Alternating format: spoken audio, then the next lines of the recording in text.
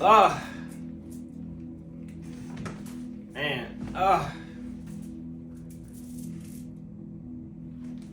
I had an incredible I have an incredible breakthrough. And I have been eating, chewing, vibrating on this truth for, I would say, 2 to 3 months. And finally, I was able to clearly articulate what I've been attracting, what I've been experiencing. And I really want to connect to someone that watches this video because it's so real. It's so relevant in today's generation, and even our previous generation, our parents and aunties and uncles and the people that entertains us and educates us, and how this whole thing called relating to one another, relationships is so difficult, and maybe I don't want to call it difficult as in impossible, but we are steady living from our past experience that we don't even know how to show up to live in the new experiences that we desire. Like, we desire to have love and connection and intimacy, but we don't know how to receive it. We don't know how to guide it. As a man, I don't know how to lead it. I didn't know how to lead it. I was attracting based on my programming, my conditioning as a young man, as a teenager, as a boy. I didn't know what I was doing. I was validating something that would eventually disappoint me and hurt me because of my relationship with my mother. So let me get into this. And this is no shot to my mother. It's just a conversation that I want men and I want mothers, women to have with themselves, and how we show up in any relationship, whether you're a mother, whether you're a father, whether you're in relationship, you're talking to someone, doesn't have to be a relationship, or you're married. And I think we need to have this real conversation about love and what value systems do we put on the idea of love. So to get to the meat of what I experienced, what was revealed to me is I'm taking my time. I'm not rushing into any relationships. And to be honest with you, that is an epiphany. That is a revelation to me into being a healthy man. Like, I desire to hit the mark for me first. Like, I'm putting me first. Like, my priority is my mental health, my spiritual health.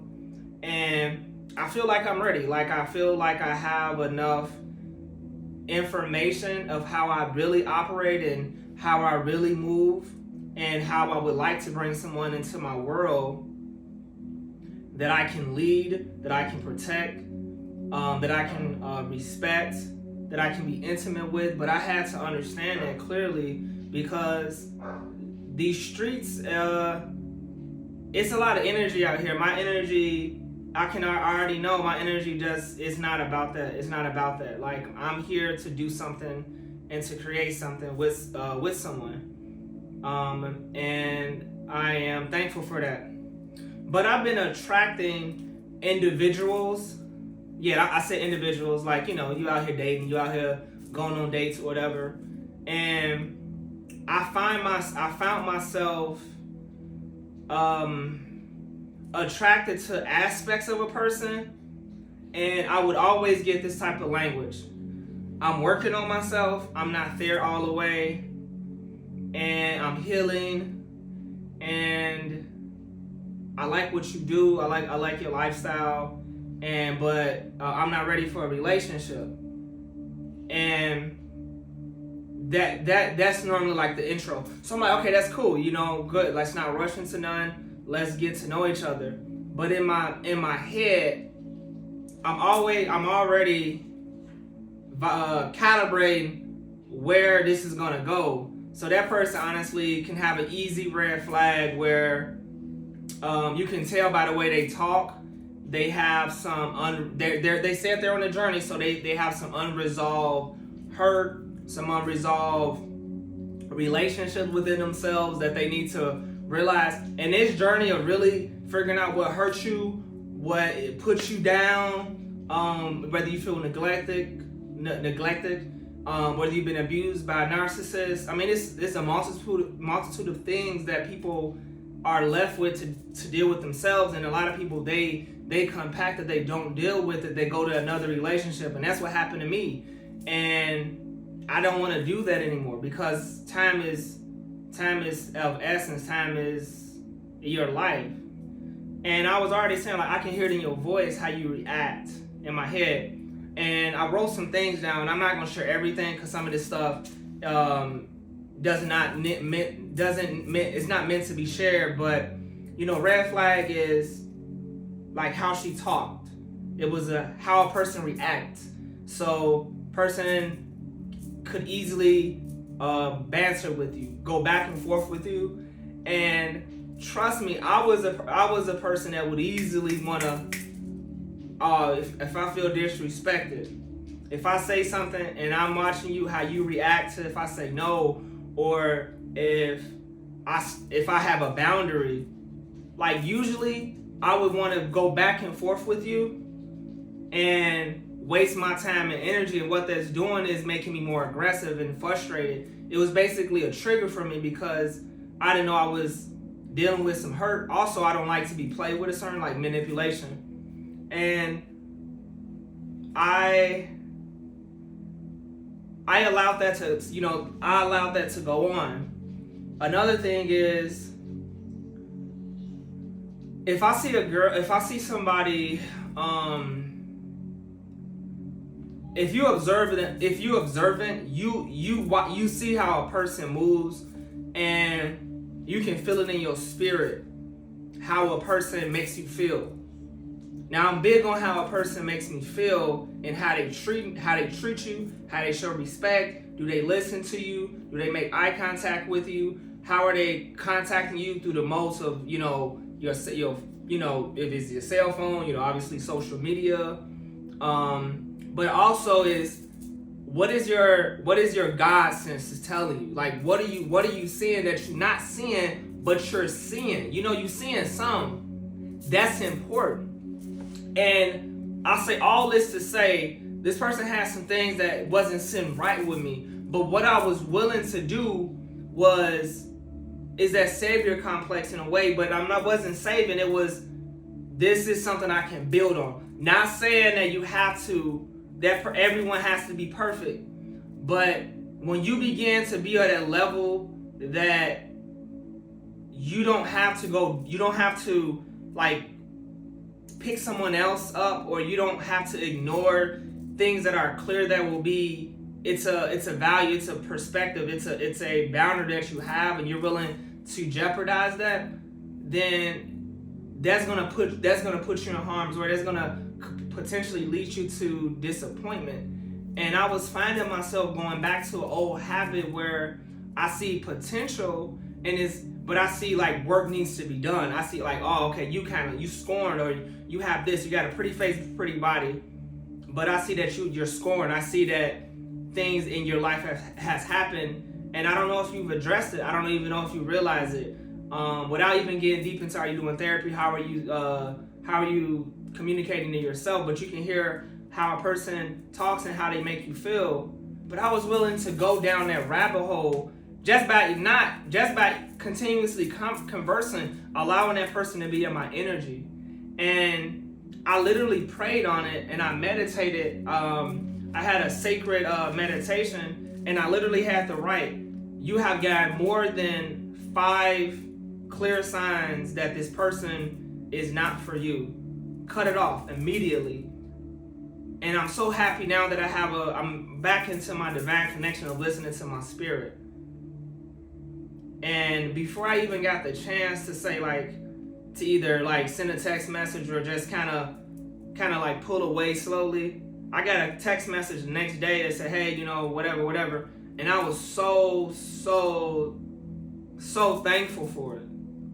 I was so thankful for it. And I had to wake up today and I had to write, what was I thinking? Like, what were you thinking? What were you thinking, Phil? You was about to do the dummy again, or you was about to go against yourself. You was about to sabotage yourself. And I had to think like, man, where does this come from? Like, is it satisfaction that I will get by dating people that I don't mesh with spiritually, energetically? Let me say energetically. And I will still want to prove a point. I will still want to feel validation for myself, satisfaction for myself from potentially seeing them evolve into a healthier, healed state. A high emotional intelligence state. And that was a sign that I still got work to do, in the past. So what I was gonna do was feel like, okay, I feel like I'm here. I'm able to control I'm able to control myself. I'm more here. I'm more observant. I want peace in my life. I have peace in my life, and I want to maintain that. And I was about to entertain something that was going to potentially be harmful to me, not the person, but the fact that I was able to entertain some energy where this energy is somewhere else and I'm somewhere else. Let me just say on the same plane, I'm somewhere else, the energy is somewhere else, and why play with that? Why waste your time? Why try to force something? Like, attract it, become it. And I am so happy that happened to me. But I was thinking, like, where does this come from, Philip? Where does this come from? And I immediately sat with myself, and when I'm at the point where I can ask myself a question, and I will get a revelation, an answer, an epiphany, a sign. And it occurred to me that my relationship,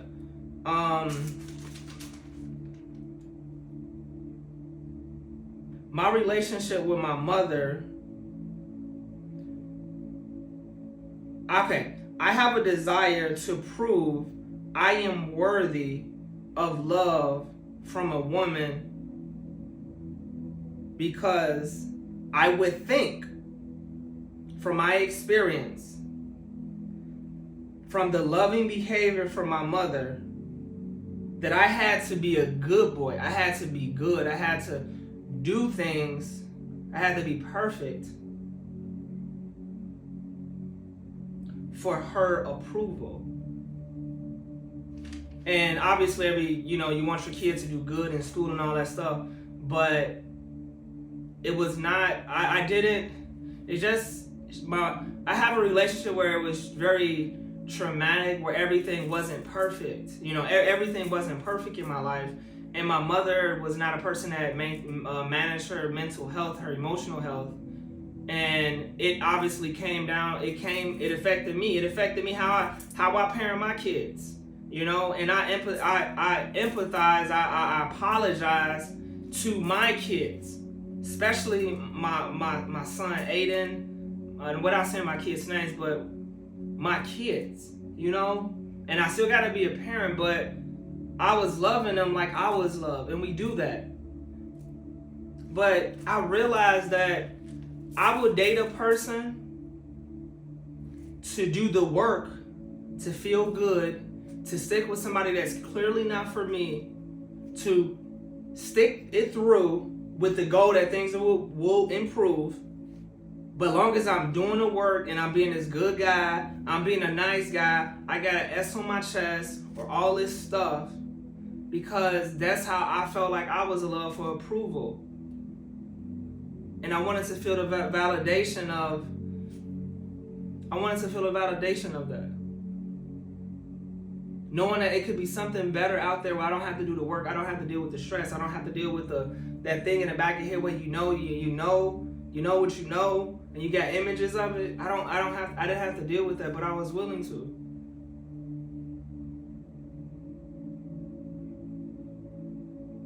And I had to sit with that. Like, I've done enough epiphanies, enough like healing work to realize it, but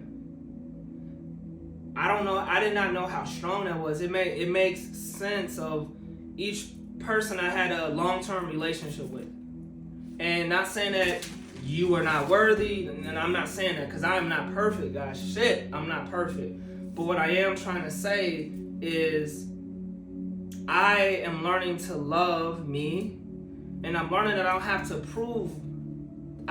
prove myself to receive love. I don't have to manipulate to get love. I don't have to be a nice guy to get love. Like, I can be strong within myself. So basically, I had a toxic relationship with intimacy, with relationships, and people. And I'm not going back. So I had to apologize to myself. And I just want to say, you know, I love you, Mom. You didn't do anything wrong. You did the best that you thought you could do. You did the best you could. You did your best. And I thank you. And I wish, honestly, I would have listened to you more in certain aspects of my life.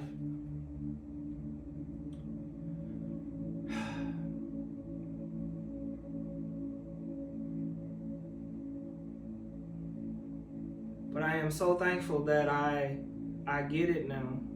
I see it now. I get it. I truly get it.